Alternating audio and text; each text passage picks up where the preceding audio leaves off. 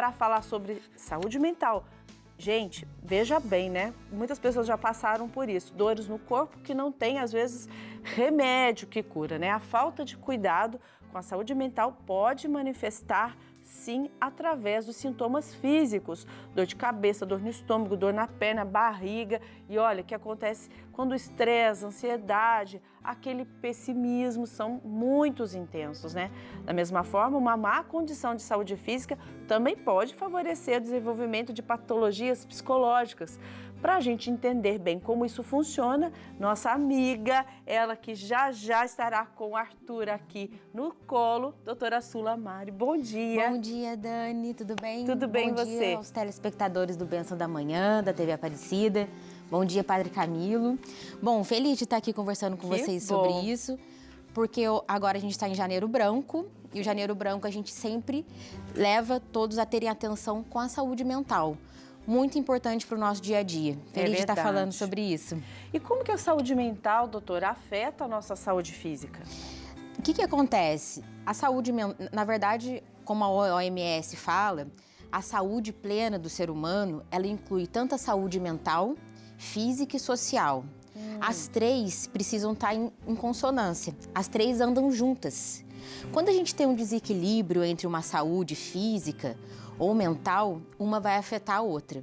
Então, muitas vezes uma pessoa pode estar com alguma alteração nessa saúde mental ou estar desequilibrada por algum motivo, seja no dia a dia, como estresse, ansiedade e até a depressão, isso pode refletir no nosso corpo. O nosso corpo, ele sente tudo que a mente passa. Então, isso pode refletir em inúmeros sintomas, em vários sistemas que nós falamos, como a pele, o trato gastrointestinal, o coração. Muitas pessoas sentem inúmeros sintomas e até manifestam sinais, como na pele, por conta da mente.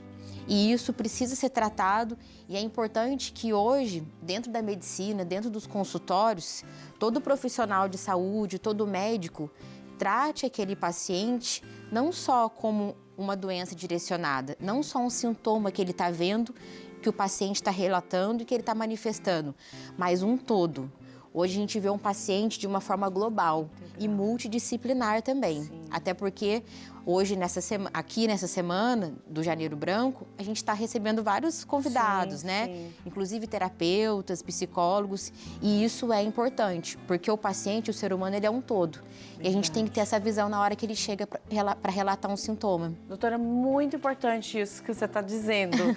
Muito importante, porque às vezes a pessoa ela tem algum sintoma como uma de pele, vamos dizer, um prurido, né? Que é a coceira, né? Uma coceira, às vezes é uma alergia, aquela dor no estômago que não passa, alguma situação assim, aí você vai tratar aquilo ali, né? Ai, o que eu estou fazendo? O que eu estou comendo? Ai, preciso ir ao médico. A pessoa já vai, tá certa, mas ela cuidar lá da raiz do problema, né? Exatamente. É tão importante essa cultura e essa educação da pessoa conseguir e não menosprezar como é a relação emocional dela com as pessoas, né? É importante isso porque muitas vezes esse paciente ele fica ainda mais ansioso, Dani, porque ele procura ajuda, ele vai passando em vários serviços médicos, Sim. procura vários profissionais e ele não resolve o problema dele.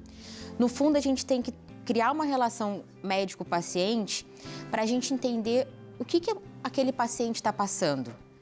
A gente tem que conseguir acessar e entender qual é a vida cotidiana dele também. Sim. Você pede alguns exames para complementar o seu possível diagnóstico, mas é importante eu entender qual é a sua atividade no dia a dia, como é a sua família, você se dá bem no seu trabalho, como que está sendo hoje em dia dentro da sua casa, você passa alguma dificuldade financeira, isso tudo pode gerar uma ansiedade, um estresse excessivo, esse paciente não conseguir lidar com esse momento e aí isso vai refletir no corpo. E aí, se você não entender essa dinâmica do que o paciente de forma individual está passando, você não consegue chegar a origem, raiz, né? A raiz do problema. Por isso que às vezes muitas pessoas investem tanto em medicamento e passa aquele tratamento às vezes tão difícil com medicação que afeta também, é claro, né? Às vezes outra coisa e aí não passa dor, não passa o problema, né? Doutora, quais são os fatores de risco para a saúde física e mental? Existem alguns fatores de risco. Por exemplo, para a saúde física, esses que a gente sempre fala no dia a dia, eles se repetem. Por exemplo, o cuidado com a alimentação, a obesidade, tabagismo, doenças crônicas não cuidadas, como a hipertensão, diabetes. Esses são fatores de risco para a saúde física. A saúde mental, a gente tem fatores de risco como a gente entender como que é o dia a dia. Por exemplo, ambientes de trabalho que não são saudáveis, cobranças, pessoas que não te fazem bem e que você insiste naquele relacionamento, Exatamente. situações que você se dispõe Sim. a fazer e a desenvolver que não são o que você deseja. Eu digo muito também, tá atrelado a uma atividade física. Você conseguir ter uma atividade física no dia a dia, Sim. você fazer algo que lhe dê prazer. Interessante. Então, isso é importante para não te tirar do eixo e prejudicar a sua saúde mental. E são coisas que a gente pode lançar a mão e orientar o É paciente. interessante, né, doutora? Porque são situações que a gente não precisa de muito, né? Como a hidratação, beber bastante água, fazer uma caminhada, se cuidar, aceitar. É muito perceptível também a dificuldade que as pessoas têm de aceitar, às vezes, a doença ou perceber que realmente aquela doença física está sendo afetada pela saúde emocional, né? Sim. Hoje, às vezes, a gente tem dificuldade para conversar com o paciente que está com uma pressão alta.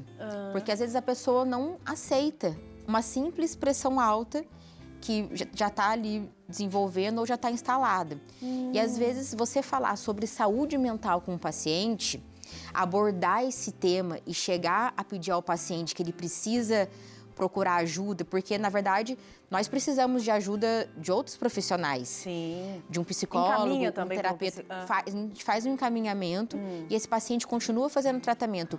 Tem que ter delicadeza para abordar esse assunto, porque a saúde mental e as doenças mentais em si, que precisam ser tratadas, elas ainda são muito estigmatizadas. Demais, né? Então, a gente precisa quebrar isso, porque o Brasil está num ranking altíssimo em relação à saúde mental.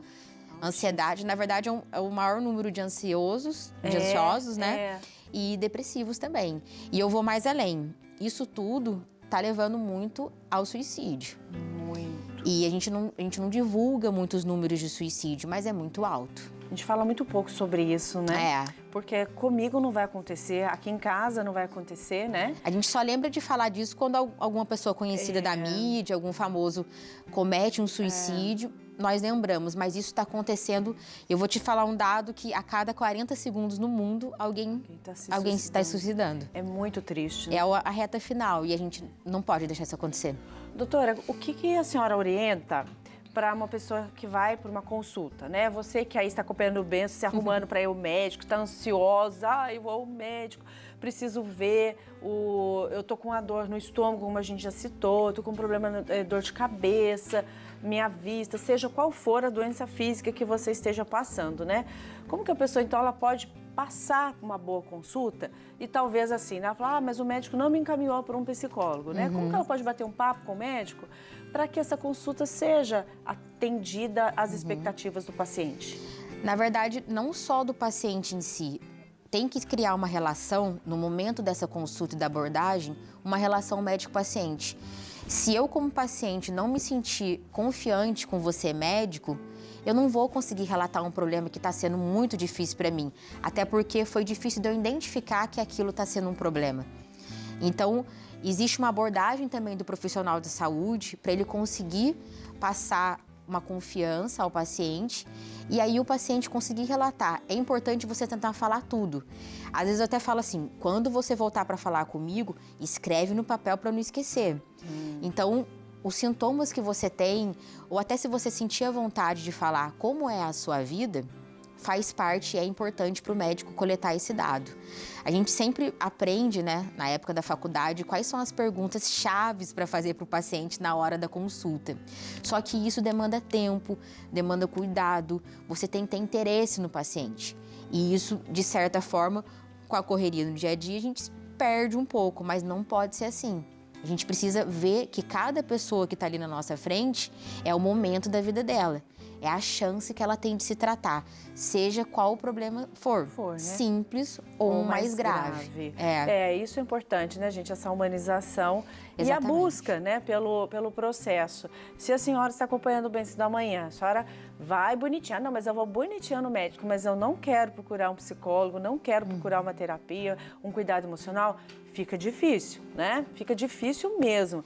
Você vê, hoje nós estamos seguindo o exemplo de São Paulo aí, né? Não espera cair do cavalo. Então, procura ajuda enquanto há tempo. Aceita isso, gente, para poder ficar melhor e mais fácil o seu tratamento. Doutora, adorei vocês dois aqui. Obrigada. Neném chega quando? Pode ser que ele já chegue na semana que vem ou na outra. Depois eu trago no programa. Você traz no programa e a gente mostra aqui o nenenzinho, viu? Um abraço pro doutor João, obrigada mais uma vez pela presença. Eu que agradeço de estar aqui, é muito importante estar podendo falar um pouquinho, pelo menos para as pessoas verem que não são sozinhas. É verdade, muito bom.